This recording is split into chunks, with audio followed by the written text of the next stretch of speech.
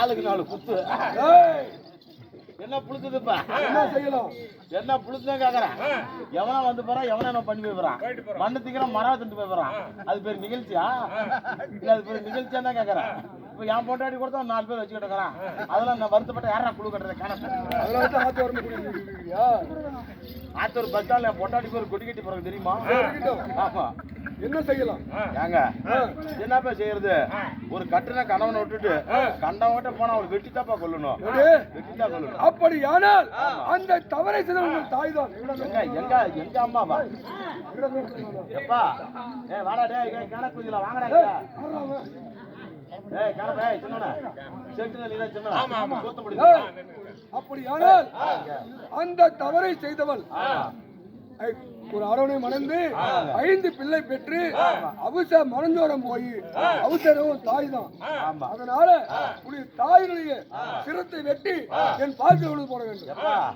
தாயின் சிறந்தது ஒரு கோயிலும் கிடையாது. அம்மா 10 மாசம் 300 நாள் தொத்தி நடுங்க தொடர்நடுங்க பெத்துச்சு. நீ 1000 சொன்னாலும் சரி 1 லட்சம் சொன்னாலும் சரி என் தாய் தலையை நாங்க 4 பேரை வெட்ட மாட்டோம். ஆண்டாண்டு சொன்னாலும் சரி நான் வந்து என் தாய் தலையை வெட்டுற மாதிரி நாங்க வெட்ட மாட்டோம். 1000 பிள்ளைகள் இருந்தாலும் சொல்றா 1000 பிள்ளைகள் இருந்தாலும் ஒரு தாய் வளர்த்து விடுவாள். ஆனா தலை வெட்ட முடியாது சொல்றீங்க. அப்படியா?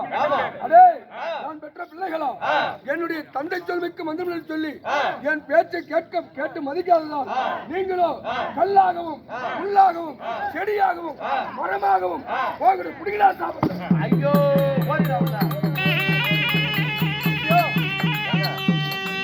இந்த 4 வரை என் பேச்சை கேட்கவில்லை. 4 பேச்சுலயுமே அந்த புண்டை கொஞ்சம் வாயாட்டுக்குது மாமன். ஆமா ஆமா கால ஓலி போ நாட குடி சொத்து ஆளுக்கு 4 குத்துங்கிறான். என்னதான் எத்தனை நேரம் குத்து? அதாவது சரிங்க இந்த 4 வரையும் பேச்சை கேட்காதனால மரமாகவும் செடியாகவும் கல்லாகவும் முள்ளாகவும் போட்டு சாப்பிட்டு. ஆனால் என் இளைய மகன் ராமன் இருக்கிறான் அல்லவா? நல்ல அருமையான பையங்க. அண்ணனை ஓடோடு சென்று நீ அழைத்து வந்தால் அவன் என்ன சொல்றாரு பாப்போம். ஏங்க 4 பேர்த்த கூப்பிட்டீங்க. அப்பன் சொல்ற பேச்சு கேட்கல. அம்மா அவிசேரியா போயிட்டா தலையை வெட்டுறான்னு சொல்றீங்க. தாயை தலையை வெட்ட மாட்டேன் அப்படின்னு சொல்லிட்டு போயிட்டாங்க. இருந்தாலும் இளைய மகன் கொஞ்சம் துடுக்கு அதிகம்.